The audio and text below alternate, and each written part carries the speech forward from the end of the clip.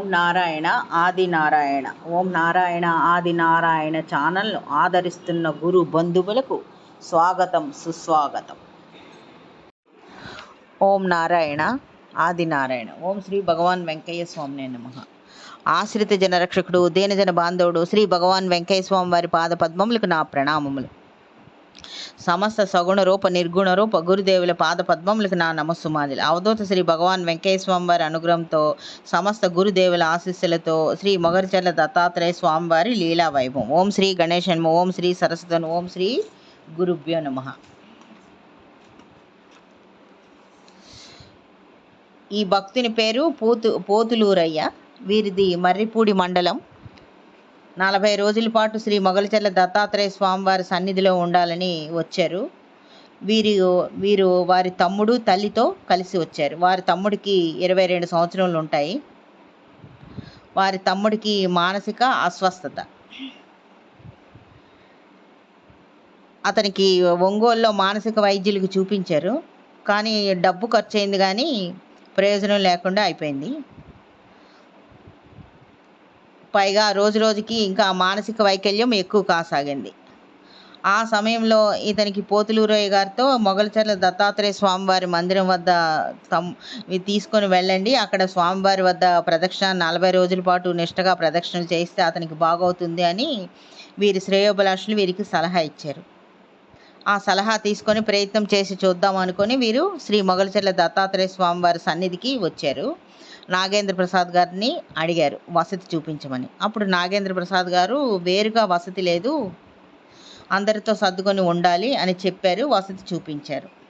అదేవిధంగా వారు వసతికి వెళ్ళిపోయారు. ఆ రోజు మొదటి రోజు వీరి తమ్ముడిని తల్లిని తీసుకొని వెళ్ళిపోయారు. మరుసటి రోజు ఉదయాన్నే వీరి తమ్ముడిని చేతితో పట్టుకొని స్వామివారి మందిరం చుట్టూ ప్రదక్షిణ చేయించారు. కానీ అతను సహకరించటం లేదు. ఇతను చెయ్యి విడిపించుకొని వెళ్ళిపోవాలని చూస్తున్నాడు వీరి తమ్ముడు. అతి కష్టం మీద అతని తమ్ముడి చేత ఒక ప్రదక్షిణ చేయించారు. మొదటి రోజు ఉదయం సాయంత్రం కలిపి ఒక 11 ప్రదక్షిణలు చేయడం మాత్రం అయ్యిందనమాట. అలా ఒక వారం గడిచింది. అతి కష్టం మీద వాళ్ళ తమ్ముడిని దగ్గరగా చేయి పట్టుకొని సమాధి దగ్గర ప్రదక్షిణం చేయిస్తున్నారు, సమాధి మందిరం చుట్టూ. అలా ఒక వారం గడిచింది. రోజు రోజుకి ఈ ప్రదక్షిణల సంఖ్య పెరుగుతుంది. కొంచెంగా అతని తమ్ముళ్ళలో ఉన్న తీవ్ర ఈ ప్రతిఘటన కాస్త తగ్గుతూ వస్తుంది. కొంచెం వాళ్ళ అన్నకి సహకరించడం ప్రారంభించాడు అతను. సరిగ్గా వారం అయిన తర్వాత తెల్లవారు లేచి చూశారు. చూస్తే పోతులూరి లేచి చూసేటప్పటికి తమ్ముడు లేడు. దాంతో వీళ్ళకి ఆందోళన వచ్చింది. తల్లికి కూడా తెలియదు తమ్ముడు ఎక్కడికి వెళ్ళాడు. వారి తమ్ముడిని వెతుక్కుంటూ శ్రీ మొగలిచర్ల దత్తాత్రేయ స్వామివారి మందిరంలోకి వచ్చారు. అక్కడ వీరికి ఒక ఆశ్చర్యకరమైన దృశ్యం ఒకటి కనిపించింది. ఈ పోతులూరయ్య గారి తమ్ముడు అక్కడ చీపురు తీసుకొని మందిర ఆవరణాన్నంతా శుభ్రం చేస్తూ ఉన్నాడు. అతని ముఖంలో ఏ భావం లేదు. తాను రోజు చేస్తున్న పని చేస్తున్నట్టుగా శ్రద్ధగా చేస్తున్నాడు. అన్నను చూశాడు, పలకరింపుగా నవ్వాడు. ఈ దృశ్యాన్ని చూసేటప్పటికి ఈ పోతులూరయ్యకి తన కళ్ళకు తానే నమ్మలేనంతగా ఆశ్చర్యపోయాడు. ఆ రోజు నుంచి ఈ పోతులూరయ్య తమ్ముడు అదే తన నిత్యకృత్యంగా చేయసాగాడనమాట. అన్నతో కానీ తల్లితో కానీ చెప్పకుండా రోజు తెల్లవారికి ముందే స్నానం చేసి మందిరం లోపలికి వచ్చి మందిరాన్ని శుభ్రం చేసి చేతులు శుభ్రం చేసుకొని మళ్ళీ 108 ప్రదక్షిణాలు తనంతట తానుగా ప్రదక్షిణాలు చేయడం ప్రారంభించాడు, వారి అన్న సహాయం లేకుండా. ఆ తర్వాత ప్రదక్షిణం అయిన తర్వాత వారి బసకు వెళ్ళిపోవడం దినచర్యగా అతను మార్చుకున్నాడు. ఈ పోతులూరయ్యకి అర్థమైపోయింది, ఈ తన తమ్ముళ్ళలో వచ్చిన మార్పు అంతా శ్రీ మొగలిచర్ల దత్తాత్రేయ స్వామివారి అనుగ్రహంతోనే వచ్చిందని పరిపూర్ణంగా అతనికి నమ్మాడు. మరో వారం గడిచేటప్పటికీ అతను తల్లి అన్నయ్యతో కూడా మాట్లాడి కొంచెం మామూలుగా ఉండసాగాడు. తన పనులు తాను చేసుకున్నాడు. 4 రోజులకల్లా అతను మామూలు మనిషి అయిపోయాడు. ఈ పోతులూరయ్య మరో 10 రోజుల పాటు శ్రీ మొగలిచర్ల దత్తాత్రేయ స్వామివారి మందిరం వద్దే ఉండి తమ్ముడితో సహా ఉండి 40 రోజులు పూర్తయిన తర్వాత శ్రీ స్వామివారికి మొగలిచర్ల దత్తాత్రేయ స్వామివారికి పొంగలి నైవేద్యంగా పెట్టుకొని పూజలు చేయించుకొని స్వామివారి కృపకు కృతజ్ఞతలు అర్పించి తన స్వగ్రామానికి తల్లితో తమ్ముడితో వెళ్ళిపోయాడు. ఇంకొక లీల. ఈ భక్తురాలి పేరు వెంకట సుబ్బమ్మ. ఈమె భర్త పేరు కొండయ్య. అతను మేస్త్రి పనులు చేస్తూ ఉంటాడు. 2 పిల్లలు వీరికి. కొన్నాళ్ళు వీరికి సంసారం బాగానే గడిచింది. కానీ ఎందుకో ఏ కారణం చేత ఈ కొండయ్య తాగుడికి అలవాటు పడ్డాడు. ఆనాటి నుంచి సంసారంలో కలతలు వీరికి ప్రారంభమయ్యాయి. సంపాదన మొత్తం తాగుడికే ఖర్చు పెడుతున్నాడు. ఈ వెంకట సుబ్బమ్మ కూలి పనులు చేసి కాపురాన్ని నెట్టుకొస్తుంది.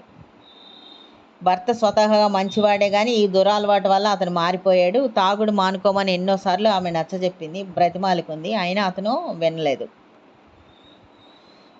సరిగ్గా అలా అంతలా సఫర్ అవుతున్న టైంలోనే మొగలిచెర్ల దత్తాత్రేయ స్వామి వారి దగ్గర మండల దీక్ష మొదలవుతుందని ఈమెకు తెలిసింది.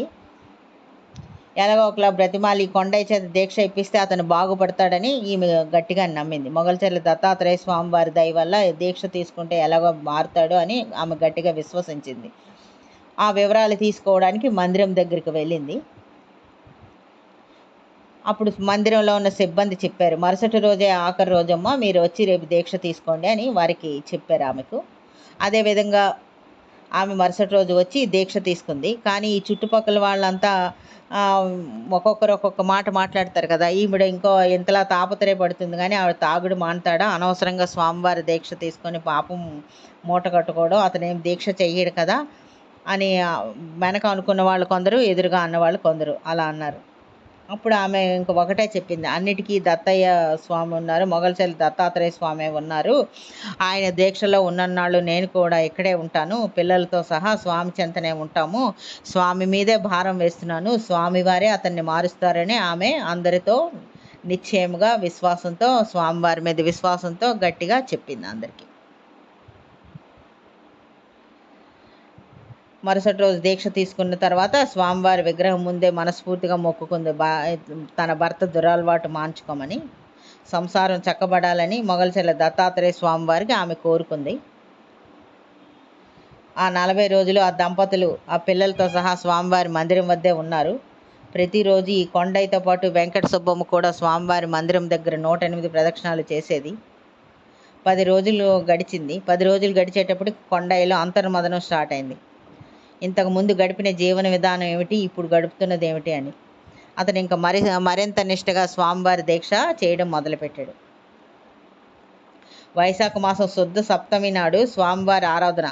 ఆ ముందు రోజు ఈ దీక్ష తీసుకున్న వాళ్ళంతా మొగలిచెర్ల గ్రామంలో రామాలయం వద్ద నుంచి నీరు నింపిన కలశాలతో ఊరేగింపుగా తీసుకొచ్చి స్వామివారి మందిరానికి వచ్చి రాత్రి 12 గంటల తర్వాత, ఆరాధన ముందు రోజు జరిగేసన్నమాట, రాత్రి 12 గంటల తర్వాత స్వామివారి సమాధి మందిరం చుట్టూ ప్రదక్షిణ చేసి తాము తెచ్చిన కలశంతో శ్రీ స్వామివారి ఉత్సవ విగ్రహానికి అభిషేకం చేస్తారు.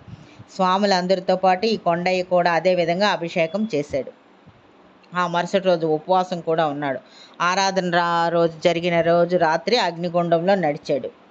దీక్ష విరమణ తర్వాత ఈ కొండయ్య తాగుడు జోలికే వెళ్ళలేదు, పూర్తిగా మానేశాడు. ప్రతి సంవత్సరం స్వామివారి దీక్ష తీసుకుంటున్నాడు. అతను ఇప్పుడు వాళ్ళంతా ఇప్పుడేమో హైదరాబాద్లో ఉంటున్నారు. ఈ మేస్త్రిగా పనిచేయడం మానేసి ఇప్పుడు కాంట్రాక్టులు కూడా తీసుకుంటున్నాడు. బాగా ఆర్థికంగా మంచి స్థాయిలో వాళ్ళు ఉన్నారు. దత్త దీక్ష తీసుకున్న భక్తులకి ఒకరోజు వీరు అన్నదానం కూడా చేస్తూ ఉంటారు. ఓం నారాయణ ఆది నారాయణ.